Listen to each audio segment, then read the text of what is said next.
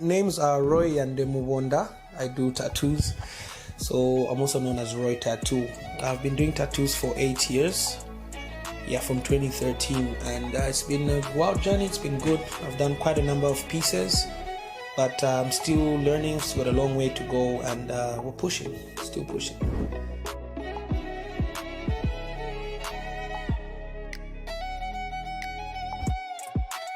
Well, for me, I was studying business admin at the Zambia Center for Accountancy Studies, that's ZICAS. Okay, so I started looking for a job, and I had spent over a year just applying, sending emails, dropping my applications, and that became kind of frustrating. So I decided to sell my laptop and then buy tattoo equipment to check, and I started teaching myself how to tattoo. It was very difficult at first because I couldn't get the ink to stick, to like go in. So I had a bad name in the beginning, then I kept pushing, learned the craft, and now I'm being recommended by other people. So far so good.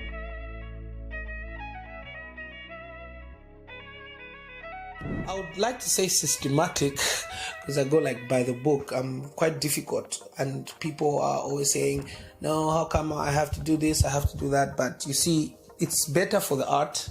It's better for the piece, you see, because tattoos are forever. So if we plan properly and we do things properly, the results will be proper, you check. So for me, I prefer appointments by far. Because if you secure an appointment a day before, for example, and I know that you're coming in at 9. So what will happen is at some point in the day between now and tomorrow 9, I will look at the work, I will know which lines I will do this to, what type of shading I will put here. You see, it's like studying. So the pieces are better if you give me time. You get. So I prefer working with appointments. And the culture in Zambia, people just right now, though it's getting better, people just want to like come through and get their tattoos, and that shouldn't be the case. I feel like the artists should be ready as well, and that's why we're trying to promote the appointment thing. I really hope the culture moves to that time.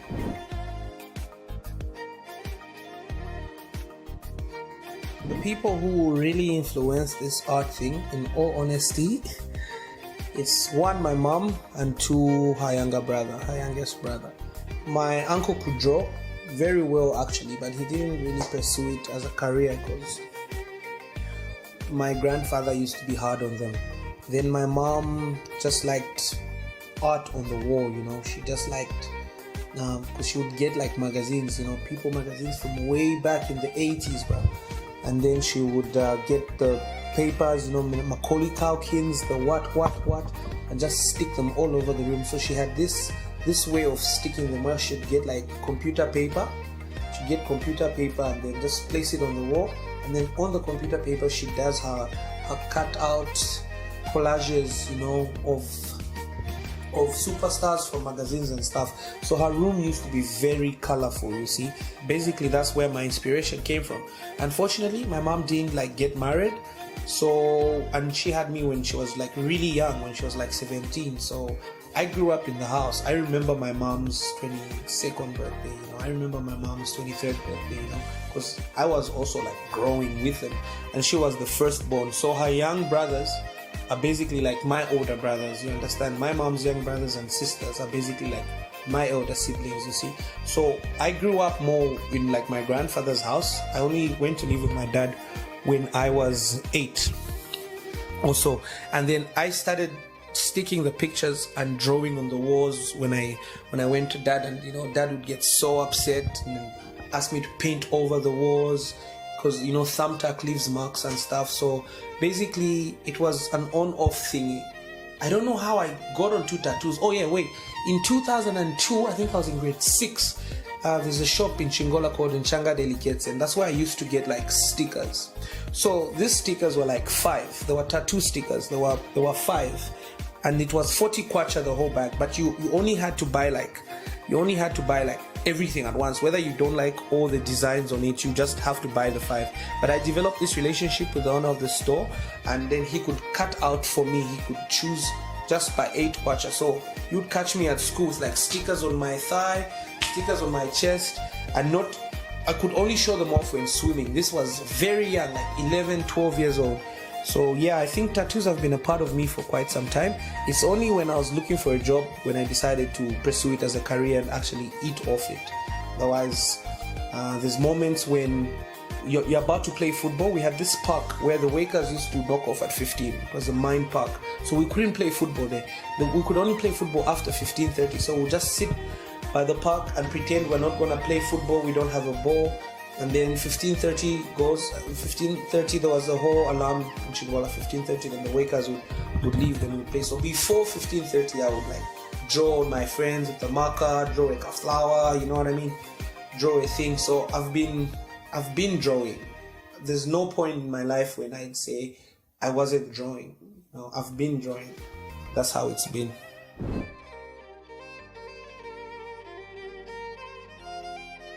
Okay, so the way I started in 2013, I had no office space, you see. I had nowhere to work. I just had a backpack. I had a backpack filled with tattoo equipment. So I could move from someone's house to someone's house to someone's house. It was so hard to have like 3 clients a day because you can get one client in Chelmsford and then the second client in Makeni, for example. So you're in Chelmsford at 8, you work up to 11, and then you have to go to Makeni. You understand? You commute there on a bus and all. You get there, so you might tattoo two people, and that's a good day, 2 people. Or if you have 2 people, you can ask a friend who has a room at a school or something, usually Nipa or Zikas, and have those 2 clients come in, simultaneously or something. Either way, now I have workspace. So now I can have, while I'm tattooing this person, I can have 2 other people waiting. I can accommodate 4 or 5 people a day, things like that. And with the skill, with the practice, with working more frequently, your skill just grows with you. You know what I mean? Because you have to do something for you to be like conversant. You can't just have it in your head. It's a craft, so you have to put in the work. That's how to grow. So because the number of people are increasing, so the level of skill is also increasing at a faster rate. Had it been the way it was in the beginning the whole time, we wouldn't have been able to achieve what we've managed to achieve today as a culture and as a group. Yeah, we're actually friends, all the tattoo artists. We're all friends.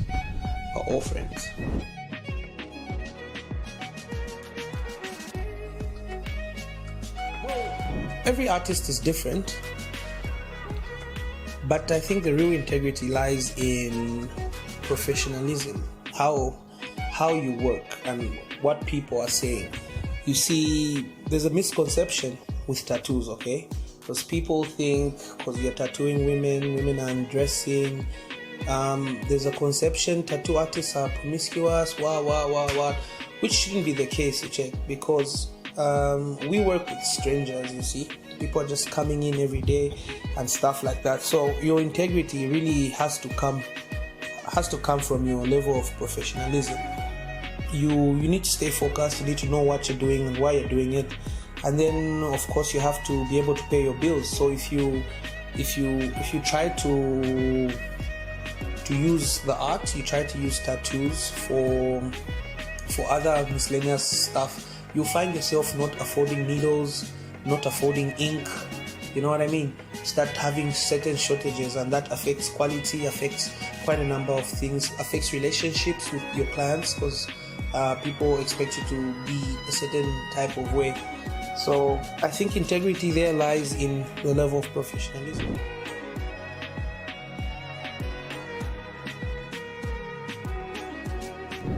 Tattoo artists are growing in number, and they're growing in skill. When I started, there was about a few names you could talk about in the tattoo industry, and then after me there's also a lot of new entrants. So the culture is growing. What role does tattoos have on society? Not much, Not much. It's basically just self-expression and art. It's like saying, what role does graffiti have on society and things like that. They're not being used in advertising. Though they're putting us on the world map, we have people from outside the country contacting us, tattoos, we're trying to make plans to get us to their countries and stuff. So on the world map, we are standing out because the skill is growing, and then we are becoming more and more professional. You're seeing less bad tattoos. You're seeing less exposed tattoos. People know now how to get tattoos. So what society is showing us is they're accepting us. I hope that's making sense. I hope that's making sense. But society is accepting artists and artistry and designs and all that. So we as artists really depend on the society and what's going on. We depend on you guys, on the media. We depend on the social medias and whatnot to be known, to be talked about. I hope that makes sense, because you see, normal is what you're exposed to, you understand? But because of the things we're looking at on TVs and on social media, you're watching football and whatnot, you're gonna be seeing tattoos, you understand? So the culture is opening up and understanding what it is that we do. You see, people born before 1980, specifically in Zambia, they will ask you questions like, what is a tattoo for? You know what I mean?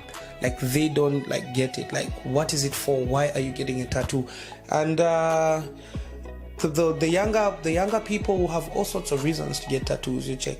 They'll say memories, what looking cool, trying all those things. There's so many reasons one can get a tattoo, but most importantly, especially if you've seen my work, we're now using tattoos to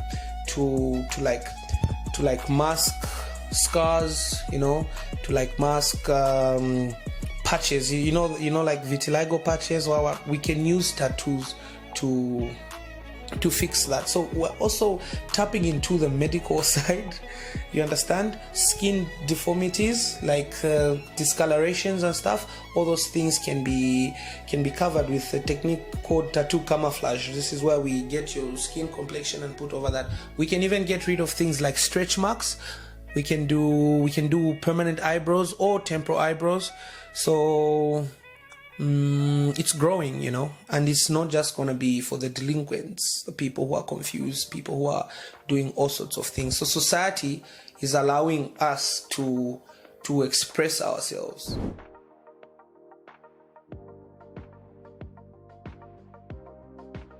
No discrimination or anything, but when you give me a piece to do in your inner forearm, either right or left arm, inner forearm, not out, inner forearm, I tend, because of the comfort, you know, it's about posture, it's about how we're sitting, how we're doing things, how comfortable I am, how comfortable you are. If you give me your inner forearm, I tend to do magic. Does that make sense? I end up doing very good line work, very good shading, very good tonal gradation, very good everything. White highlights. It's best if you come to me, that is.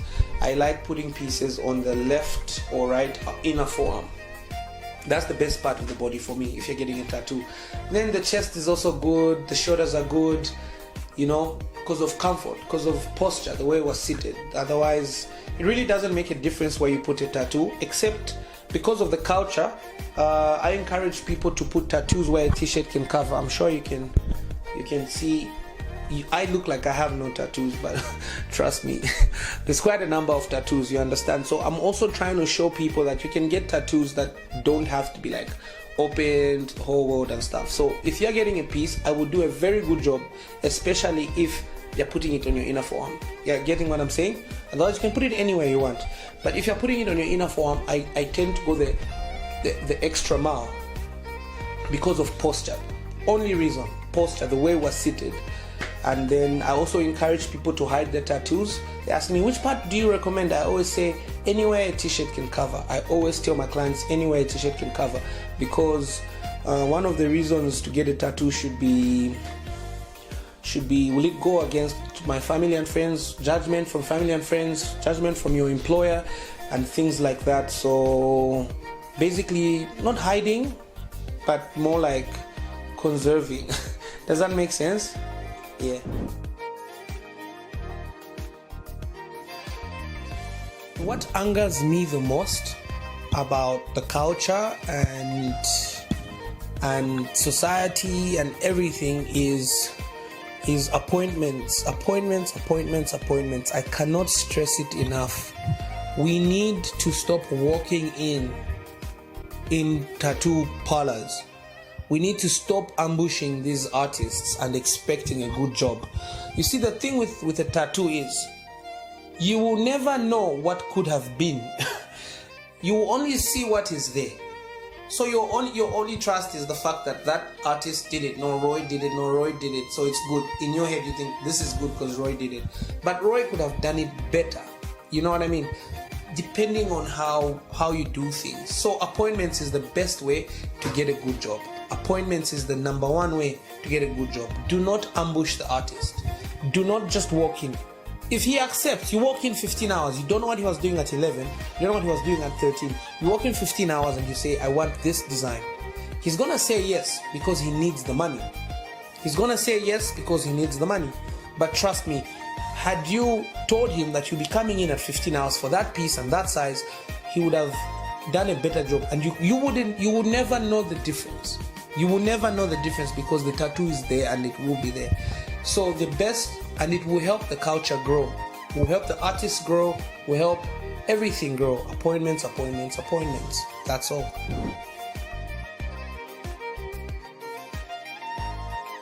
Well, there's a misconception. People think because he's a tattoo artist, he meets people, his life is exciting, and things like that. But to be honest, it isn't like that. One, the people I meet, sometimes I never get to meet them again. Some of them I meet after 2 years. They will remember the whole session, everything we did, but I will forget because I would have met, more people every single day, different people. You find yourself working, you see, because right now I'm still alone. I reply to all the messages, I upload all the pictures, I do all the tattoos. So I basically I'm basically alone, you see. Other than my daughter and my wife, everyone else just passes through.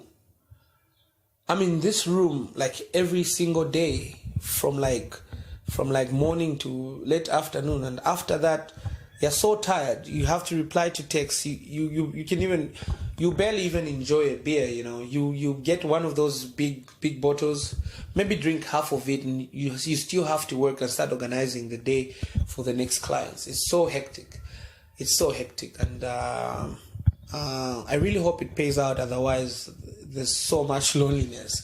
You find your pride and your day well spent moments. My day well spent, those moments you find will be highly inclined to how the design was, how the tattoo was.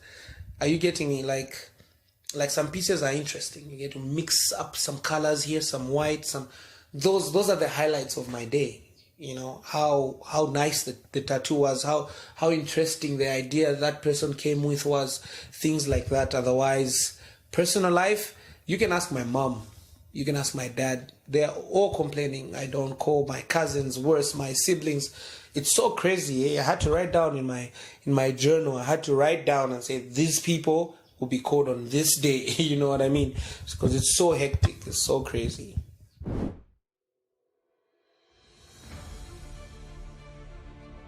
Okay, so in the early stages of my career, I had this instance, this time when I was talking to this lady. She was in a known area, I'm not going to mention the name, and she wanted a specific design. And we were talking for a week or two. She said, let me get the money ready, I'll get back to you. So as we are talking on WhatsApp, she also said her sisters, the elder sister and the younger sister, also wanted tattoos. Said, what designs would you like? Everything was normal. You understand? Everything was so normal. So at the time, I think that was 2015, my pricing was extremely low at the time. So I was gonna make some good money since there were 3 pieces in one location. Remember, I had no workspace, so I needed people to be in one location for me to capitalize on that day. So I was happy. I didn't even have money to get to where I was supposed to go, you know. I didn't even have money, so I had to borrow money from a friend, and then I went to that place. And I was thinking I was going to do 3 tattoos. And then these people will come in the house. I reached very well. They will come in the house. I asked them, should we work in the sitting room? Should we work in the bedroom? And then they said, no, let's go to the dining room. I said, okay. So I get seats. I start setting up an environment where I'll be able to work, you know, because I know we've discussed. I know who's getting which piece on which part of the body and how much it is and how big it is. I've already prepared the stencils and everything. Super ready, you understand? So as I am about to work, this older sister and the person I was talking to, because the youngest who I wasn't talking to ended up being more friendly, and then the elder sister and the person I was talking to, they just like, I didn't even understand what happened. Either way, she picks up a Bible and she says, what was the first tattoo? So I'm like, I don't know. What was the first tattoo? And then she says, it was Abel, Cain and Abel. God marked Cain, you know, God marked Cain for killing Abel. I'm like, are we gonna do the tattoo? What are we doing here? You get?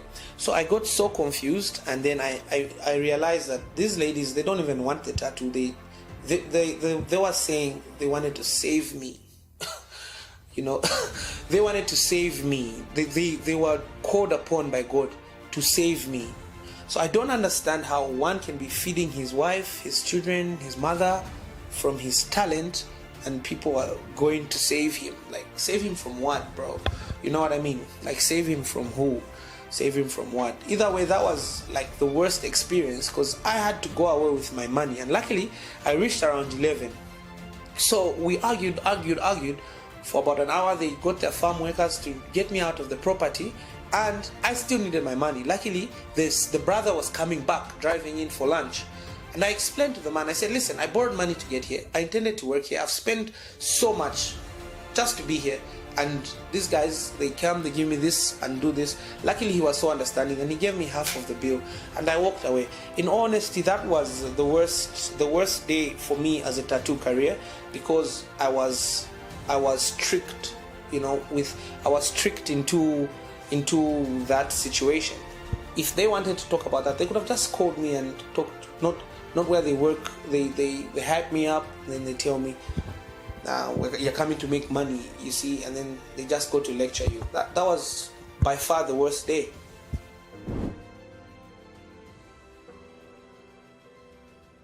Roy tattoo in 5 years.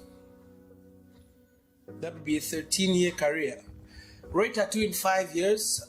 Expect a number of employees, and then expect maybe 2 more outlets, you know. Say maybe Livingston, Ndola. Then I'll have artists, of course. They'll be groomed from here. They'll be known from here. They'll be famous from Lusaka before they go and stand on their own that side. So just expect more employees and more outlets, and then more pieces. What is tattoo removal? Okay, tattoo removal is basically removing a tattoo, but right now we are using laser, right? So laser is this technology which uses like heat to remove a tattoo. Let me explain further. Have you ever seen a tattoo which is like 10 years old, or a tattoo which is like 1 year old? You notice the older one is more faded. So you realize that the older it gets, the more faded it gets. So your body is also erasing the tattoo slowly. You understand? The white blood cells are constantly fighting those ink pigments under the skin.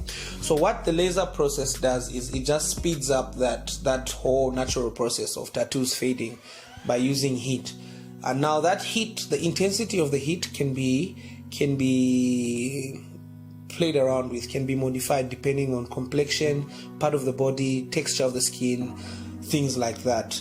And the best is to make sure the intensity you use doesn't scar the skin, because in the end you want the tattoo to come out without leaving any scars.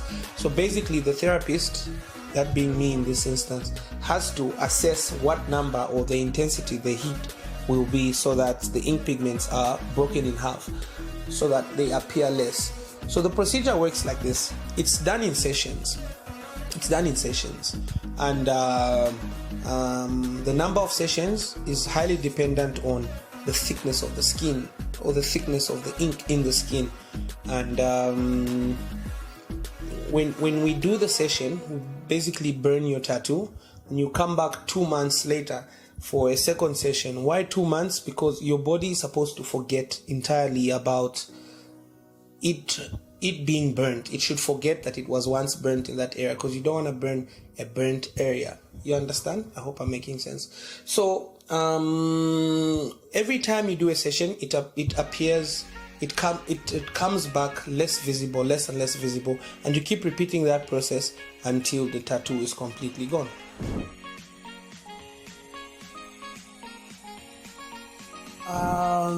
Yes, art should be funded, but just to a certain extent. Let's look at, for example, musicians. How can you fund a musician? You can give a musician a microphone, you can give him a studio and things like that. So those are pretty minimal requirements. But just because you've given him those things, it doesn't mean he's gonna sing with the Chris Browns and the Jay-Z's of the world. It's his skill which will take him there. So you can fund art to a certain extent. You understand? Like as a tattoo artist, you can get me started with a kit, with a full kit, and that's it. What else will you do? Will you be paying my rent as well? No. You give me my kit, and then I'll do the other things. So funding is there, but minimal level. Good thing about art is it's not capital intensive. It's more passion based. Let's look at me, for instance. In 2013, I bought equipment worth 2,000 kwacha. Okay, it's basically fed me from then. And also at the same time, in 2013, someone could have built a house worth 200,000 kwacha. You understand? The monthly returns that house is giving them is way less than what that 2 pin is giving me. You get my point? So art is not capital intensive, and that's the secret. Actually, it's a cheat. Let's look at, for example, the person who does portraits. He needs a charcoal pencil, and he needs papers, and he needs a frame. He will make a piece within 400 kwacha. He will make a piece, and he can sell that piece for 10,000 kwacha. You see, that's insane. That's over 2,000%. You understand? So art doesn't have to be funded much. You see, they can get you all the equipment, but if you don't have the passion for it, it won't push you to greater heights. You need passion more than you need the funding. You understand? So art should be funded, but to a certain extent. It's the artist who takes himself somewhere. For example, musicians, as I mentioned, you can give him a studio, but are you also gonna give him, like exposure? He will have to do that on his own. So yeah, art should be funded, but minimal levels. Minimal.